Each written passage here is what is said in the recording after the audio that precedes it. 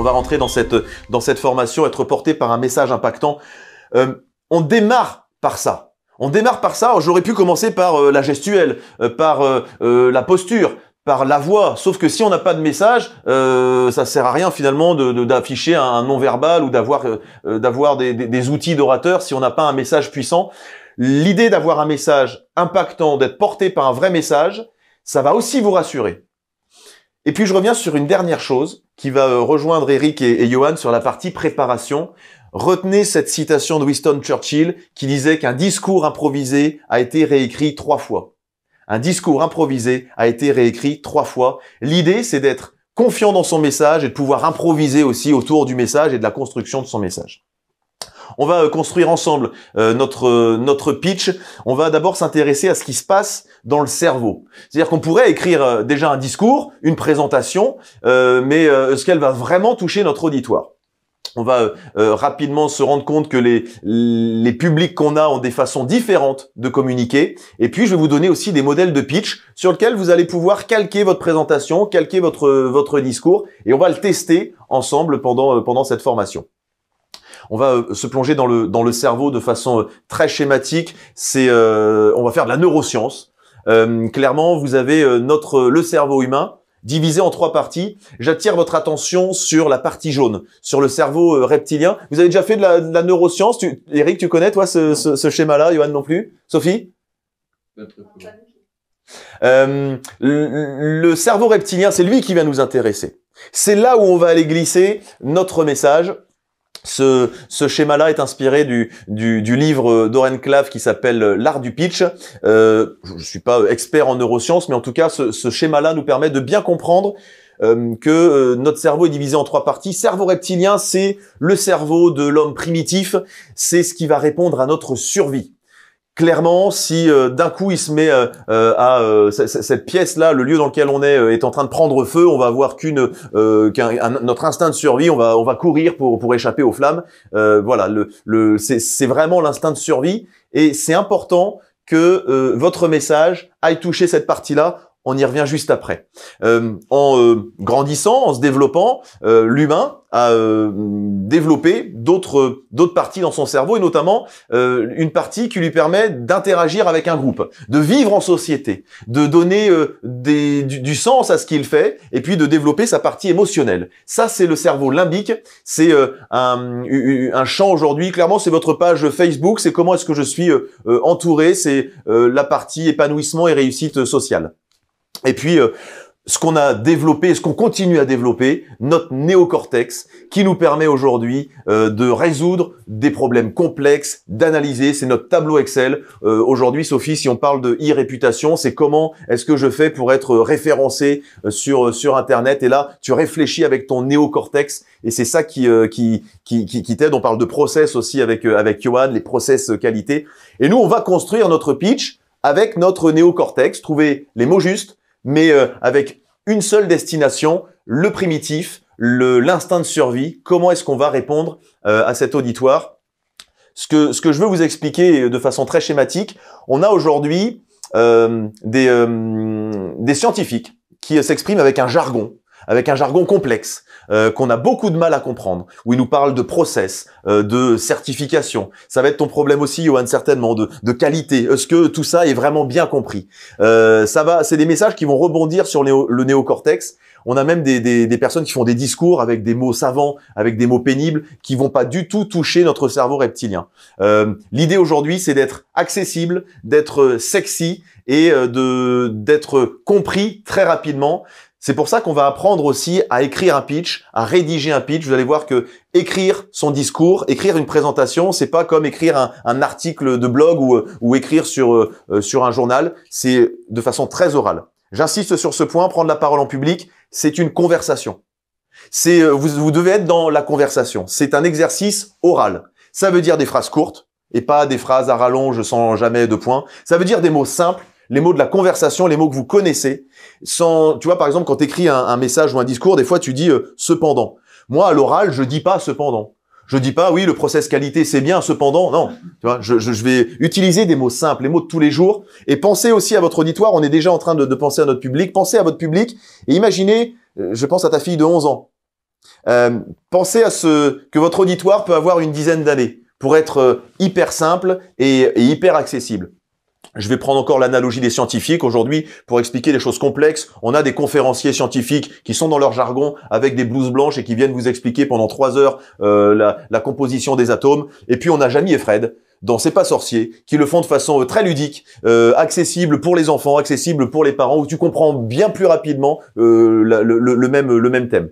Donc voilà l'esprit, soyez ludique, soyez accessible et soyez simple. N'oubliez pas, votre public n'a pas de dictionnaire pour traduire ce que vous êtes en train de dire. Voilà ce que le cerveau ne retient pas. Il ne retient pas ce qui est complexe, parce que ça va se heurter au néocortex. Il ne retient pas ce qui est dangereux, et il ne retient pas ce qui est pénible. Vous allez retenir ça. Ce qu'on aime, c'est les surprises, c'est tout ce qui est nouveau. Alors, les surprises, pas tout à fait. Vous allez voir que on n'aime pas qu'on nous dise, vous allez voir à la fin, il y a une surprise, à moins que ce soit une vraie surprise, et il faut qu'elle soit à la hauteur. L'attention du public est retenue par ce qui est nouveau. Le cerveau primitif se connecte aux choses qui sont nouvelles. Et puis il y a des thèmes. Il y a des thèmes qu'on aime. Il y a des thèmes qui nous rendent accros. Il y a des thèmes qu'on apprécie et qui vont toucher notre cerveau reptilien.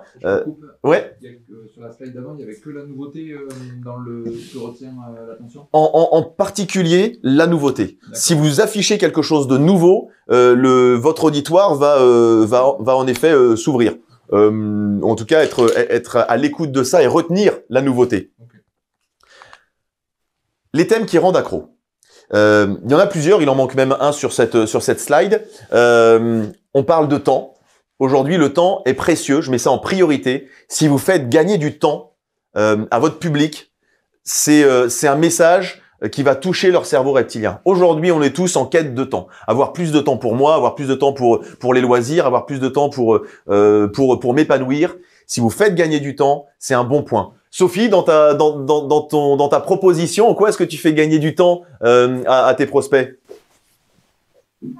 C'est une bonne question. Disons que moi, je leur permets de faire quelque chose qu'ils n'ont pas forcément envie de faire, ou qui n'ont pas les compétences pour faire. Et rien que ça, c'est un gain de temps, quoi. C'est-à-dire que cette veille, en fait, qu'on fait pour nos clients, nos clients n'ont pas à la faire.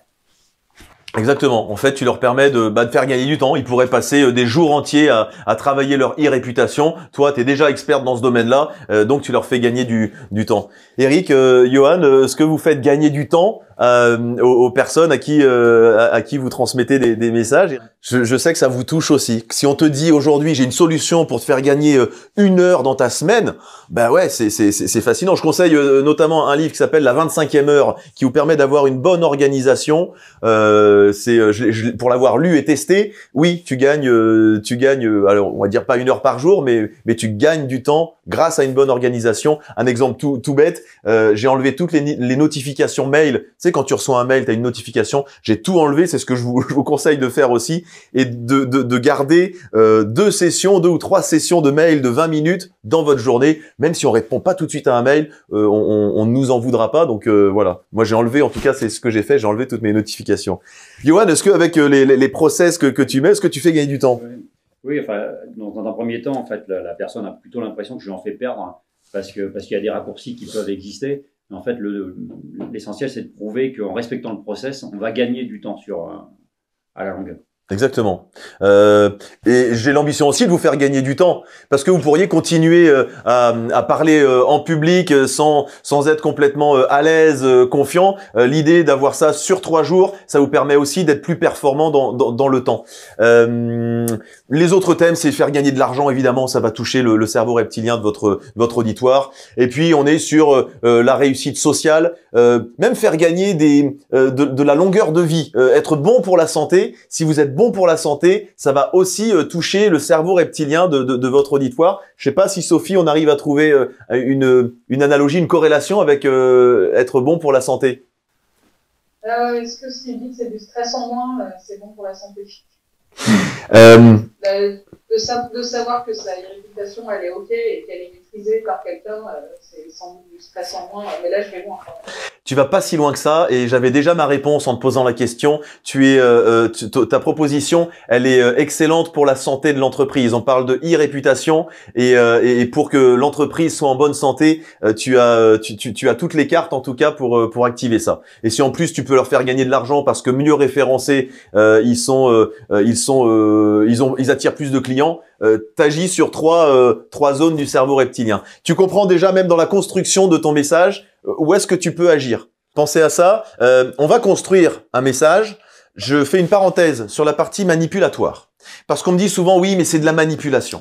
Je suis pas à l'aise avec ce terme-là. Manipuler, d'abord, j'aime pas, parce que j'aime pas me faire manipuler, j'aime pas manipuler les autres. Je dois juste on doit juste être conscient qu'en effet, on va, alors c'est pas manipuler, on va convaincre en fait. Ce qu'on est en train de chercher à faire, c'est de convaincre un prospect, convaincre un auditoire, convaincre pour nous, convaincre pour lui. L'idée, c'est vraiment, on va chercher à convaincre.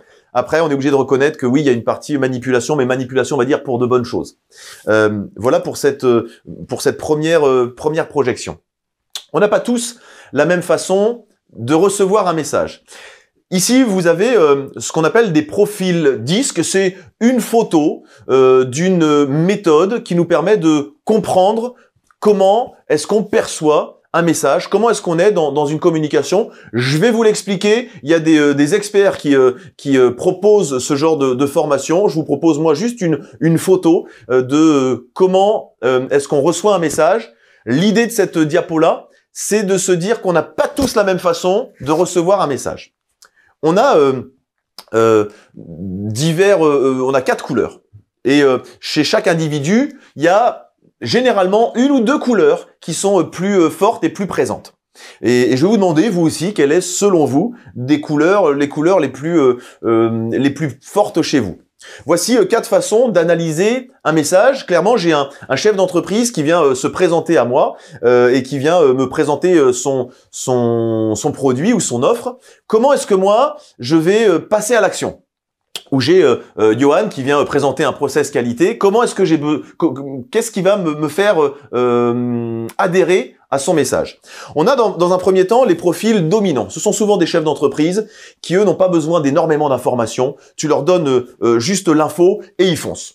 Ils ont vite compris, ils ont vite saisi la façon qu'ils vont utiliser pour s'engager avec toi.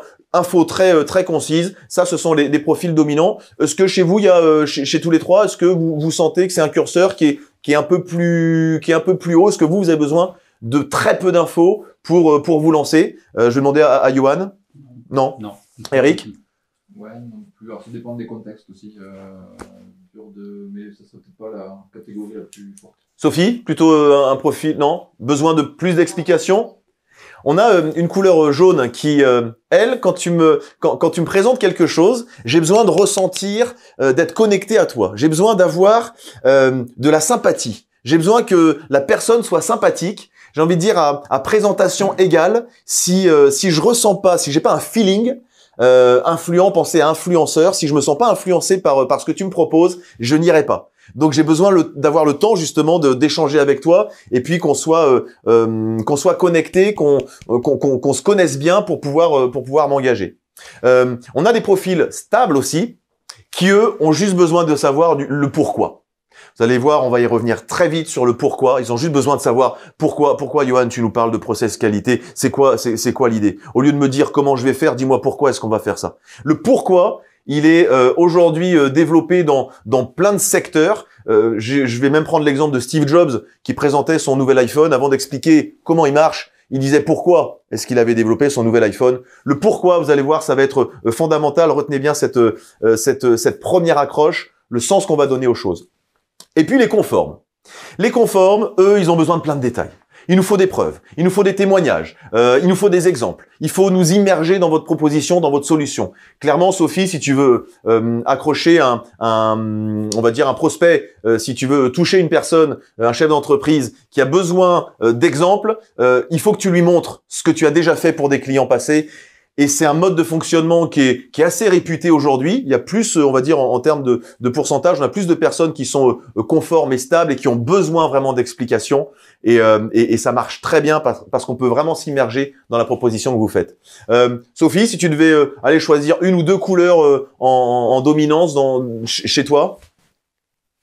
Moi, je pense que je suis dans le bleu et le vert. Ok. Avec un tout petit peu de jaune. J'ai toujours du mal à me mettre dans une seule case. Oui. J'aime bien dire que j'ai un peu de tout. Mais je pense que ouais, je suis plutôt en bas du cercle. Je précise que pour analyser le message, pour analyser une communication, il existe plein de méthodes, c'en est une parmi tant d'autres. Eric, plutôt... Alors moi, c'est plutôt influent, mais le côté pourquoi me parle. Johan?